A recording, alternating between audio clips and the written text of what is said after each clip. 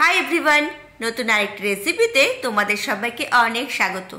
তো বন্ধুরা, আজকে আমি তোমাদের নরম তুলতুলে দুধ পুলি পিঠে বানিয়ে দেখাবো। তো ভিডিওটা তোমরা একদম স্কিপ করো না, প্রথম থেকে শেষ পর্যন্ত দেখো। তো এর জন্য আমাদের লাগবে চালের গুঁড়ো। আমি এই পিঠে বানাবো আতপ চালের গুঁড়ো দিয়ে। তোমরা যদি চাও সেদ্ধ চালের গুঁড়ো দিয়েও বানাতে পারো। কড়াইয়ে দিয়ে দিলাম পরিমাণ মতো জল, দিয়ে দিলাম সামান্য নুন। যখন জল এরকম ফুটে উঠবে তখন আমি এর মধ্যে দিয়ে দেব চালের গুঁড়ো। আমি নিয়েছি 1 বাটি চালের গুঁড়ো। এখানে চালের গুঁড়োর পরিমাণ হলো 200 গ্রাম। আঁচটা তোমরা কমিয়ে কন্টিনিউ নাড়তে থাকবে যতক্ষণ না পুরো দলা পাকিয়ে আসছে, ততক্ষণ এভাবে কিন্তু কন্টিনিউ নাড়তে হবে। খুব সহজ রেসিপি, আমি তো বলবো দেরি না করে আজকেই ট্রাই করো। এই পিঠে দেখতে যেমন অসাধারণ হয়, খেতেও কিন্তু খুবই সুস্বাদু হয়। তো দেখো এরকম দলা পাকিয়ে গেছে। এবার আমি গ্যাস অফ করে দিলাম, একটা পাত্রে নিয়ে নিলাম। আর দেখো পাশে আমি কিছুটা চালের গুঁড়ো নিয়েছি। তো কিছুক্ষণ এভাবে মেখে নেবে। তারপর তোমরা কি করবে, একটা ভেজা কাপড় দিয়ে ঢেকে রাখবে। তো আমি আর ঢাকবো না, আর গরম থাকা অবস্থায় কিন্তু তোমরা এই কাজটা করবে, ঠিক আছে? তো সবার আগে তোমরা কি করবে, এরকম লেচি কেটে নেবে। চলো তোমাদের দেখাই। একটু হাতে আতপ চালের গুঁড়ো মাখিয়ে নিলাম। এভাবে হাতের সাহায্যে গোল করে এবার এর মধ্যে আমি নিয়ে নেব। তোমরা যদি চাও এই পুরটা তোমরা নারকেল দিয়ে বানাতে পারো। আমি কি করেছি, ভেতরে দিয়েছি সন্দেশ, মাখা সন্দেশ। এবার মুখটা কিন্তু ভালো করে আটকে দেবে।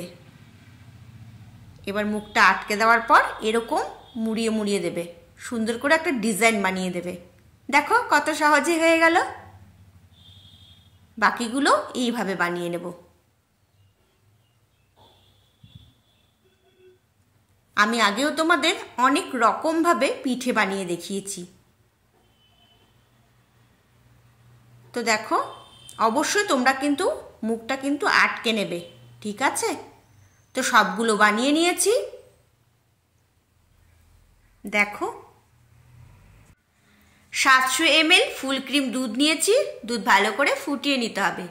দিয়ে দিলাম ফাটিয়ে নেওয়া 4টে এলাচ। তোমরা চাইলে একটা তেজপাতাও দিতে পারো। তো দেখো দুধ ভালো করে ফুটিয়ে নিয়েছি।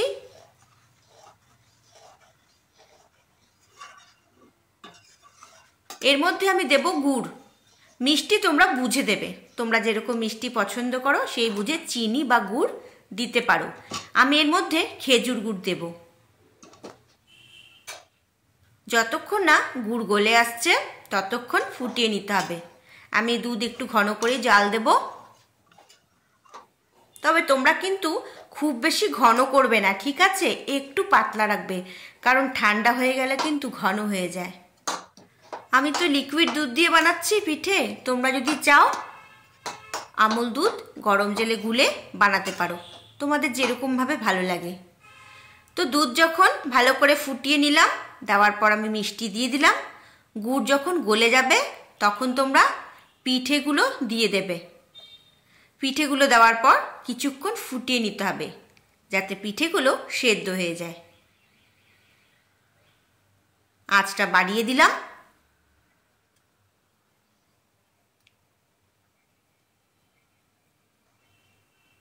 তো পিঠেগুলো দিয়ে দিয়েছি দুধে, কিছুক্ষণ ফুটিয়ে নিতে হবে।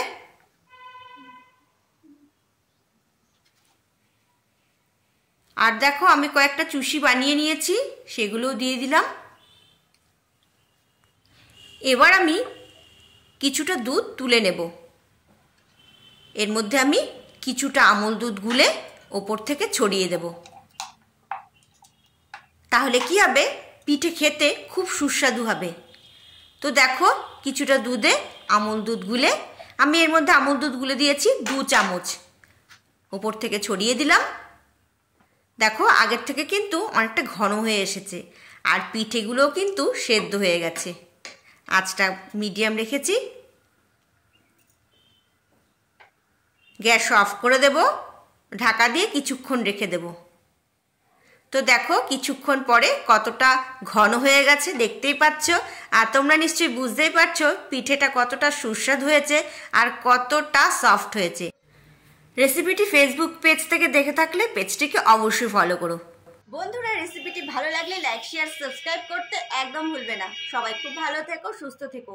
খুব তাড়াতাড়ি তোমাদের সাথে আবার দেখা হচ্ছে নতুন কোনো এক ভিডিওতে। ততক্ষণের জন্য বাই।